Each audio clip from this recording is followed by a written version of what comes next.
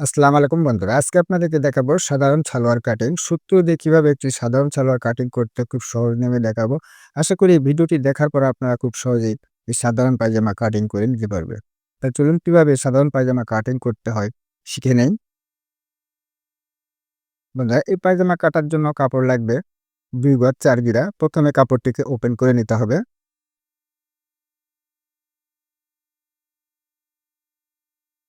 এরকমভাবে কাপড়টিকে ওপেন করে নেওয়ার পর কাপড়ের ২ টি কোণ রয়েছে, ২ টি কোণা এক করে নিয়ে কাপড়টিকে ২ পার্ট করে নিতে হবে। এরকমভাবে ২ পার্ট করে নেওয়ার পর এরকমভাবে আরেকটি ভাঁজ দিয়ে কাপড়টিকে ৪ পার্ট করে নিতে হবে।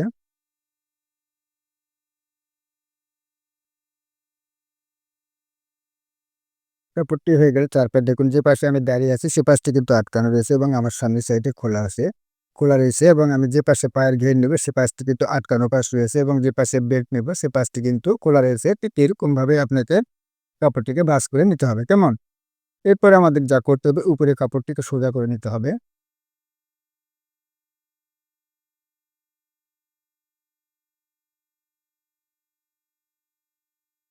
এরকমভাবে কাপড়টিকে সোজা করে নেওয়ার পর এখানে ১/২ ইঞ্চি বাদ দিয়ে একটা দাগ করে নিতে হবে।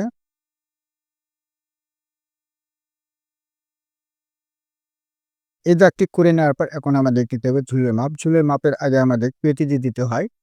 সে পেটির জন্য আর রাখতে হবে ৬.৫ ইঞ্চি। এই ৬.৫ ইঞ্চি ফিতা বাইরের পাশে রাখতে হবে। এরপর নিতে হবে ঝুলের মাপ। আমার ঝুল রয়েছে ৩৮ ইঞ্চি। আমি ৩৮.৫ একটা মার্ক করে নিচ্ছি এবং কাপড় যেহেতু এখানে বেশি আছে এইজন্য মুড়িয়ে দেওয়ার জন্য অর্থাৎ নিচে পাটি দেওয়া হয় পাটি সেজন্য আরো ১.৫ ইঞ্চি কাপড় নিয়ে নিতে হবে। এরপরে এই ২ টি দাগ সমান করে নিতে হবে।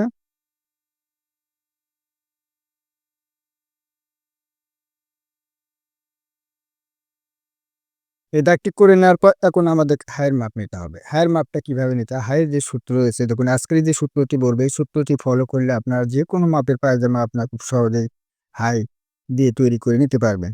তাহলে দেখুন পায়জামার যে ঝুল রয়েছে ঝুলকে ৩ ভাগ করতে হবে। ৩ ভাগের সঙ্গে আপনারা ২ ইঞ্চি যোগ করে নেবেন। যেমন ৩৬ ইঞ্চি ঝুল যদি হয় তাহলে ৩৬ কে ৩ ভাগ করলে কত হয়? ৩৬ কে ৩ ভাগ করলে হয় ৩ বারাং ৩৬, ১২ র সঙ্গে আরো ২ ইঞ্চি যোগ করে নিতে হবে। কেমন? ঠিক এরকমভাবে যত ইঞ্চি ঝুল হবে তাকে ৩ ভাগ করবেন। ৩ ভাগ করে এর সঙ্গে ২ ইঞ্চি যোগ করে নিয়ে তারপরে হায়ের মাপটা নেবেন। কেমন? আমার এই পায়জামা রয়েছে ৩৮ ইঞ্চি ঝুল। ৩৮ কে যদি আমরা ৩ ভাগ করি তাহলে কত হয়? ৩৮ কে ৩ ভাগ করলে হয় পৌনে ১৩ ইঞ্চি। এর সঙ্গে আমরা আরো ২ ইঞ্চি যোগ করে নিয়ে পৌনে ১৫ ইঞ্চিতে একটা মার্ক করে নিচ্ছি।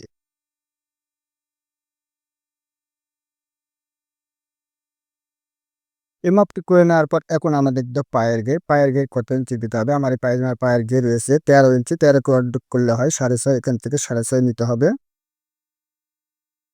এবং সেলাই মায়ের জন্য আরো ১ ইঞ্চি কাপড় নিয়ে নিতে হবে।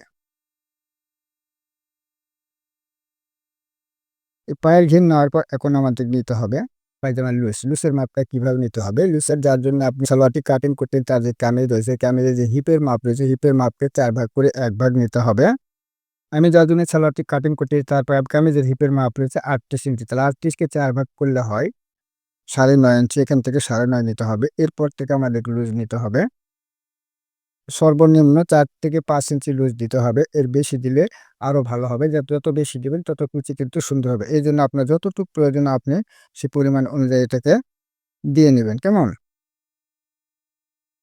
দিয়ে নেওয়ার পর এই দাগ থেকে আমাদের হাই রাউন্ড শেপের জন্য ১.৫ ইঞ্চি কাপড় ১.৫ ইঞ্চিতে একটা মার্ক করে নিতে হবে। এই দাগ থেকে হাই রাউন্ড শেপের জন্য আরো ১.৫ ইঞ্চিতে দাগ করে নিতে হবে। নেওয়ার পরে এই দাগটা সমান করে নিতে হবে। এরপরে হাই রাউন্ড শেপটি করে নিতে হবে।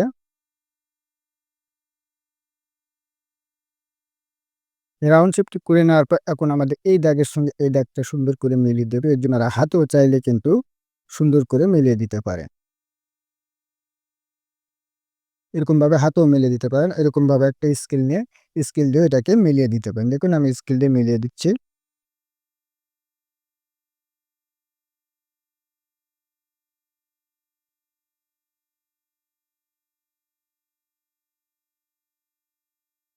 এই পর্যায়ে কিন্তু সুন্দরভাবে কিন্তু ড্রয়িংটি হয়ে গেল। এখন এটাকে কেটে নিতে হবে। এরপরে কিভাবে সালোয়ারের পেটি কাটিং করতে হবে সুন্দর করে দেখিয়ে দিচ্ছি।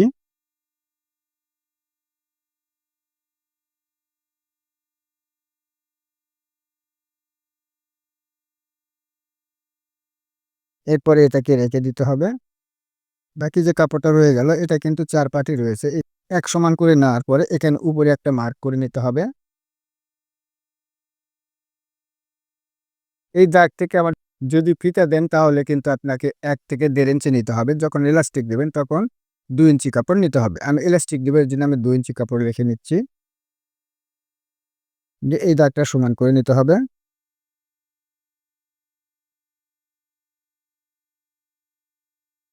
এরকমভাবে দাগটি করে নেওয়ার পর এখন আমাদের বেল্টের চওড়া নিতে হবে। বেল্টের চওড়া কত ইঞ্চি বাদ দিয়েছিলাম? ৬.৫ ইঞ্চি, তাই না? ৬.৫ ইঞ্চির সঙ্গে ১/২ ইঞ্চি যোগ করলে কত হয়? ৭ ইঞ্চি। এখান থেকে ৭ ইঞ্চি নিতে হবে। এই দাগটা সোজা করে নিতে হবে। এখন বেল্টের মাপটা কিভাবে নেবেন? বেল্টের মাপ নিতে হবে যে কোমরের মাপ থাকবে তার সঙ্গে আপনারা ৪ থেকে ৬ ইঞ্চি যোগ করে নেবেন। কেমন? তাহলেই কিন্তু আমাদের বেল্টের মাপ হয়ে যাবে। বেল্টের মাপ দিচ্ছি ১০.৫ ইঞ্চি।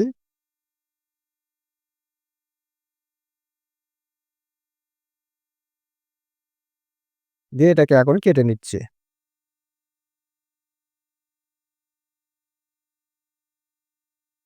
সাধারণ একটি পায়জামা কিভাবে সঠিক নিয়মে কাটিং করতে হয় আশা করি খুব সহজ করে বুঝিয়ে দিয়েছি। ভিডিওটি দেখার পর যদি এতটুকু ভালো লেগে থাকে তাহলে অবশ্যই ভিডিওতে একটা লাইক দিতে ভুলবেন না। চ্যানেলে নতুন হয়ে থাকলে চ্যানেলটিকে সাবস্ক্রাইব করে পাশে থাকা বেল বাটনটি অন করে দেবেন। ভিডিওটি আজ এ পর্যন্তই। আল্লাহ হাফেজ।